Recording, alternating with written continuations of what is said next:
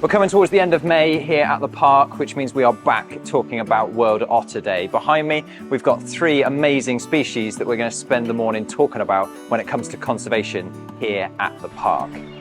Now, last year we spent a lot of time talking about the 2 otter species that we as zookeepers care for at the park. However, there is another species that lives here that we don't often talk about, that being the Eurasian otter. That is our native species that actually lives here on site, wild on the estate.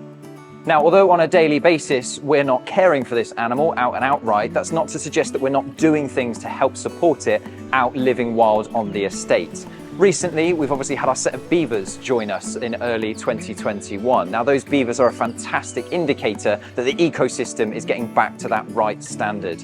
Those guys will be out there creating their dams and their lodges, flooding the forest, which then encourages more animals to come live. Things like your water voles, your insects. Of course, most of those are going to be on the menu for our Eurasian otter. So by actually having more species here at the park and developing that ecosystem, we're bringing the otter back onto the estates in bigger and bigger numbers. I've spent the last few years here working with our pair of giant river otters. Their story is etched in history here at the park, being probably one of the oldest pairings of giant otters on record at the moment. Our male at 18 is the oldest male in the world in terms of the records that we keep. Our female's not far behind, just turning 18 in August this year. Between the 2 of them, they've got 25 children, over 100 descendants from just one pair in Inni and Gordito. Hello, I know, I'm talking about your children. Now, those children have gone all across Europe as part of the breeding program. Hungary, Poland, Spain, Germany, France, and there's even another one here in the UK as well. That breeding program is incredibly important. Being an endangered species, having that population halfway across the world will then be able to supplement the reintroduction program back out in South America, should we need to do so. Giant otters come from the Amazon. The Amazon, of course, is very famous for being stripped away of its forest at the moment, but you might not be thinking that actually removing of the forest is going to affect such an aquatic creature in the giant river otter, but you couldn't be more wrong. Unfortunately, with the trees disappearing, it's actually allowing farmland to come into those areas. Your pesticides are then being put into the soil, that's then being washed into the river system, that's causing the algae to bloom, cutting off any oxygen for the fish, and unfortunately those fish are then dying off, which of course is the food source for our giant otter.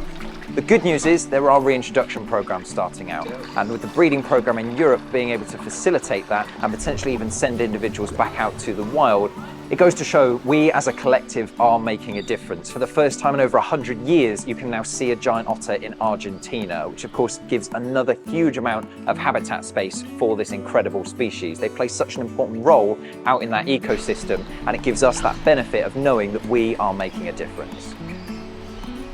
Moving on to the last species of otter we have here at Longleat, the Asian short-clawed otter. Ask anyone, you'll probably get the same answer. They are the cutest otter on the planet, but it is that cuteness that unfortunately is their downfall. We need to be very careful when we're sharing them online. If there is any sort of video that might encourage someone one day to get that otter as a pet, that's something that we don't want on the internet. So it's important to be very savvy when you're looking online at these otter videos. Yes, they're cute, yes, they're fantastic, and actually having videos online is an immense way of being able to inspire the next generation to become conservationists, to do positive things when it comes to otters and their well-being going forward. However, you sitting at home, sharing that video of potentially an otter just playing with someone's hand, it might seem absolutely innocent to you, but halfway across the world, someone sees that video and encourages them to have an otter in their house as a pet. So that's something we don't want. We want to make sure these guys are in the wild or in places that can look after them properly. Now, although Bevan and Smiley have never actually contributed to the breeding program themselves, what's really important about them is the fact that they're here engaging with you guys. They're here so that their wild counterparts have got almost ambassadors in captivity. Therefore, you guys can fall in love with them and start to learn more about them and become conservationists in your own right. Hopefully it's pretty clear by now, I love otters, and hopefully after this video, you love otters now as well. If you do, come and see them. Join us here at the park and really get that message out about otters and the conservation work that we do here at the park.